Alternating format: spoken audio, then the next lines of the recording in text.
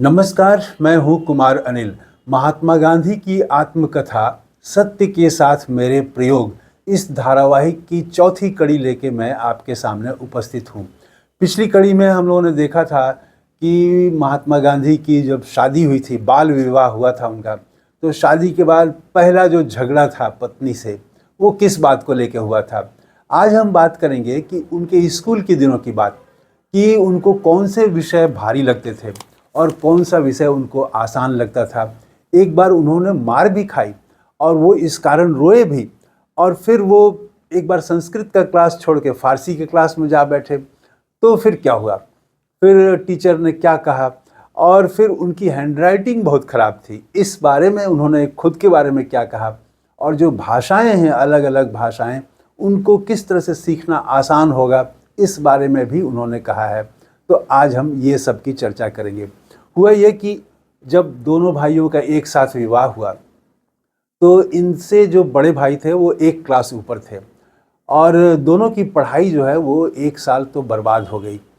और बड़े भाई के साथ तो और दुर्घटना ये हुई कि वो तो न सिर्फ पढ़ाई उनकी एक साल बर्बाद हुई, उन्होंने फिर उसके बाद स्कूल ही छोड़ दिया।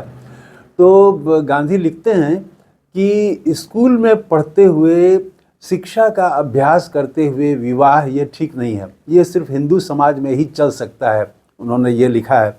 तो दोनों भाइयों का एक साल बर्बाद हो गया था। खैर, लेकिन गांधी ने अपनी पढ़ाई उसके बाद जारी रखी। तो वो मंद बुद्धि नहीं थे और बहुत ब्रिलियंट भी नहीं थे। मतलब आप कह सकते हैं कि मध्यम वो थे, लेकिन ठीक ठाक थे पढ़ाई में। और आचरण से संबंधित मेरा आचरण ठीक रहे, इस बारे में गांधी ज़्यादा सजग रहते थे। तो हर कुछ दिनों के बाद अभिभावक को आचरण संबंधी रिपोर्ट भेजी जाती थी स्कूल के तरफ से, लेकिन कभी गांधी के आचरण के बारे में खराब टिप्पणी स्कूल से नहीं गई।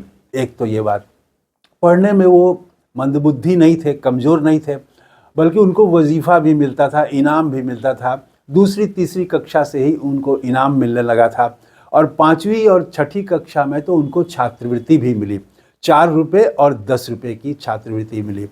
तो ये सब इसमें वो लिखते हैं कि पुरस्कार जो मिला, छात्रवृत्ति जो मिली, इस पर उन्हें आश्चर्य होता था कि ये कैसे मिल गया।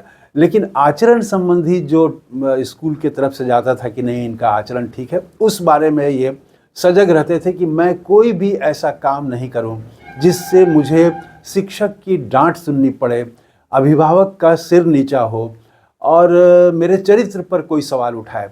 तो ये अपने आचरण पर वो बहुत सजग रहते थे हमेशा। कोई ऐसा काम नहीं करेंगे, कोई गलत काम नहीं करेंगे, इस बारे में एकदम बहुत अलर्ट रहते थे वो। तो इसी में एक बार हुआ कि स्कूल में उनके जो हेडमास्टर थे, उनका नाम था दोराबजी गिमी। तो दोराबजी गिमी साहब जो थे वो नियम के बड़े पक्के थे, कड़े थे नियम के, एकदम नियम जो है उसका पालन होना चाहिए। तो उस समय नियम ये था कि पढ़ाई के बाद, क्लास के बाद में एक कक्षा होती थी व्यायाम के लिए, कसरत करना होता था या क्रिकेट खेलना होता था। तो ये दोनों काम में गांधी नहीं जाते थे, इनको मतलब रुचि नहीं थी इनकी। और सबसे बड़ी रुचि नहीं होने की वजह इनको दो कारण थे। पहला कारण तो इनको ये लगता था कि पढ़ाई के साथ ये कसरत करना, ये दोनों में क्या संबंध है। तो इसलिए वो एक तो बेकार की चीज़ समझते थे, और दूसरी वजह ये थी कि ये चाहते थे कि मैं अपने पिता की सेवा करूं, और इसीलिए स्कूल से छूटते ही ये सीधे घर पहुंचते थे और पिता की सेवा टहल में रहते थे, लगे रहते थे। तो पिता की सेवा करना ये इनका एकदम नियम था, रोज़ का नियम था। तो ये दो कारण से कसरत वाले क्लास में नहीं जाते थे। हालांकि इनको एक अच्छी आदत लग गई थी, इन्होंने बहुत बचपन में ही पढ़ा था। छोटे छोटे साहित्य की चर्चा हमने पिछले वीडियो में भी की है कि उसी में इन्होंने पढ़ा था कम खर्ची और अच्छा पति कैसे बने, ये सब पढ़ के फिर वो उसका क्या असर पड़ा, ये पिछली कड़ी में हम लोगों ने बात की थी। तो ऐसे ही एक पुस्तक इन्होंने पढ़ी थी, वो उसमें पुस्तिका, छोटी छोटी पुस्तिकाएं बिकती थी। तो एक पुस्तिका में इन्होंने पढ़ा था कि हवा में टहलना, सुबह सुबह मतलब खुली हवा में टहलना और प्रकृति के बीच टहलना, ये बहुत लाभदायक है। और ये इनके बात मन में बैठ गई थी, तो इनको जब मौका मिलता तो ये टहला करते थे। रोज़ ही ये नियम था कि कुछ समय तो ज़रूर टहलते थे ये। तो ये जो आदत थी इनकी, तो इन्होंने लिखा कि भले ही कसरत मैंने नहीं की, क्रिकेट नहीं खेला, लेकिन और ये जो टहलने वाली आदत थी, इससे मेरा शरीर जो है वो ठीक रहता था, फिट रहता था। और ये आजीवन जीवन भर ये आदत लगी रही। बचपन में जो आदत लगी थी ये अच्छी आदत थी और ये जीवन भर रही मेरे साथ ये। तो खैर वो हुआ, उसमें एक दिन ऐसा हुआ कि सुबह में तो क्लास था और शाम को 4 बजे से वो व्यायाम वाला क्लास था, जिसमें सबको एक्सरसाइज करना था या वो क्रिकेट खेलें। तो इसमें गांधी जो है वो अपने टहलने में निकले हुए थे, पेड़ पौधों खेतों के बीच से अपना टहल रहे थे और बादल छाए हुए थे। इनके पास घड़ी नहीं थी और इनको समय का अंदाज़ा नहीं लगा कि 4 बजे से व्यायाम वाला क्लास है। तो ये 4 बजे के बदले वहाँ 5 बजे के बाद पहुँचे। वहाँ पहुँचे तो देखे कि ग्राउंड में कोई नहीं है। तो उसके बाद ये फिर लौट आए। दूसरे दिन हेडमास्टर ने देखा, वो हाजिरी बही निकाली, अटेंडेंस, तो उसमें तो गांधी अनुपस्थित थे। तो गांधी को बुलाया गया और गांधी से पूछा कि आप क्यों नहीं थे क्लास में। तो गांधी ने वजह बताई कि इस सच्ची बात जो थी गांधी ने बता दी कि मैं टहल रहा था, समय का अंदाज़ा नहीं लगा, बादल छाए हुए थे। तो हेडमास्टर ने लेकिन इनकी बात को सही नहीं माना और उसके बाद इनको दंड मिला, कुछ आने का दंड मिला इनको। और दंड मिलने के बाद में तो ये बहुत रोए। फिर इन्होंने लिखा है कि मुझे दंड का उतना अफसोस नहीं था, कुछ आने का लगा था, दंड लगा था, तो आना 2 आने का दंड, उसका दुख नहीं था। दुख इस बात का था कि मैंने जो कहा, सच कहा मैंने, लेकिन उस पर भरोसा नहीं किया गया। और उसके बाद वो बहुत रोए थे स्कूल में ही। तो ये रोने वाली बात, वो स्कूल में इस बात पर रोए थे। और इसके बाद में आते हैं हम लोग कि वो कौन विषय उनको भारी लगता था। तो उनको जो है भूमिति शुरू में भारी लग रहा था, लेकिन भूमिति में फिर उन्होंने देखा, थोड़ा सा गौर से देखा कि इसमें थोड़ा सा अगर बुद्धि का प्रयोग किया जाए तो ये आसान हो सकता है। और फिर वही हुआ, वो विषय उनके लिए आसान हो गया। भारी उनको संस्कृत लगता था और संस्कृत के जो शिक्षक थे तो कृष्ण शंकर उनका नाम था।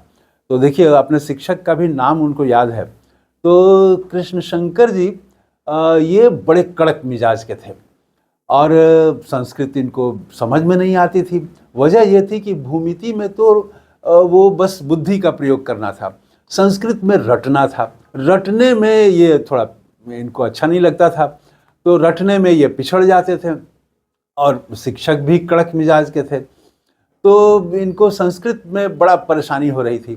तो एक दिन ये फारसी वाले क्लास में जाके बैठ गया और फारसी के जो मौलवी साहब थे वो बड़े मीठे स्वभाव के थे, बड़े अच्छे से बात करते थे।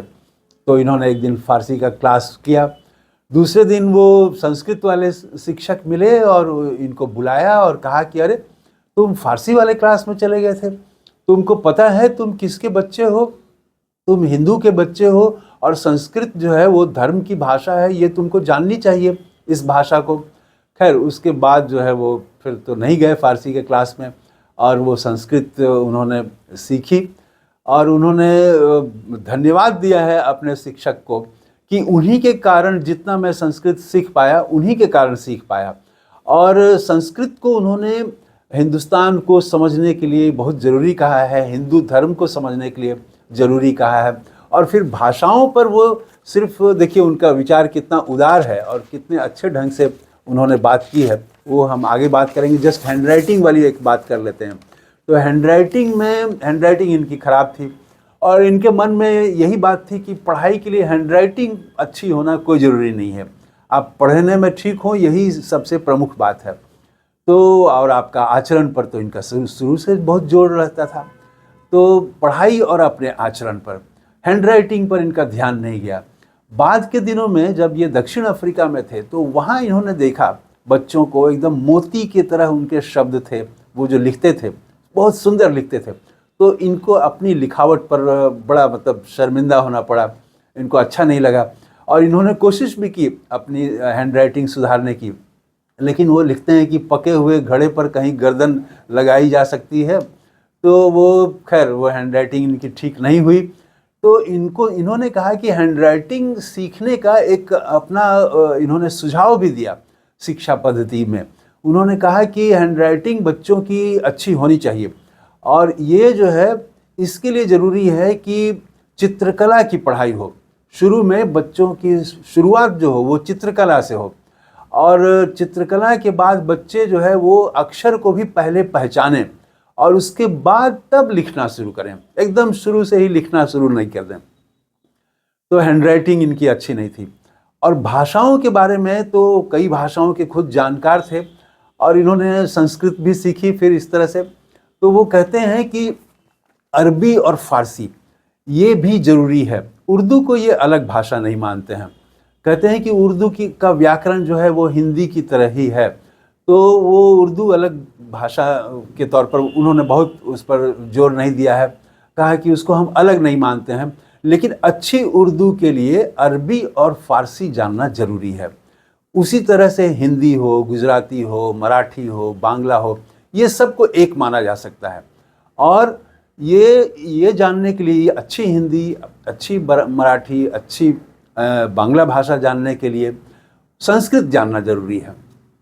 और फिर वो कहते हैं कि ये सब भाषाओं की जानकारी मातृभाषा के अलावा उन्होंने लिखा है कि अरबी, फारसी, संस्कृत और अंग्रेजी इसकी जानकारी दी जानी चाहिए बच्चों को। तो और वो फिर लिखते हैं कि इतनी भाषाओं को सुन के परेशान मत होइए, अगर शास्त्रीय ढंग से भाषा को सिखाया जाए तो एक भाषा को सीख लेने के बाद दूसरी भाषा को सीखना बहुत आसान हो जाता है।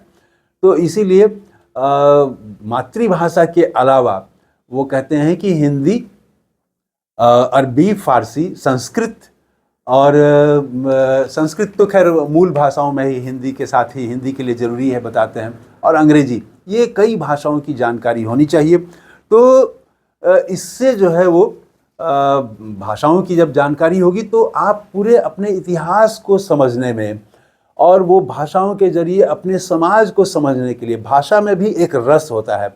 तो कहते हैं कि इस रस का आनंद जो है वो आप तभी ले सकते हैं जब इन भाषाओं को जानेंगे।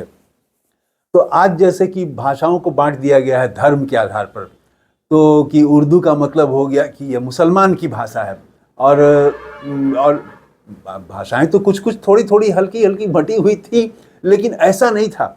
उर्दू जो है जानने वाले बड़ी संख्या में हिंदू भी थे। सिख पंजाब में तो उर्दू एकदम खूब अखबार छपते थे, लोग पढ़ते थे लोग। लेकिन आज जिस तरह से वो भाषा को एकदम धर्म और धर्म की संकीर्णता से बांध दिया गया है, ऐसा पहले नहीं था और ऐसा होना भी नहीं चाहिए।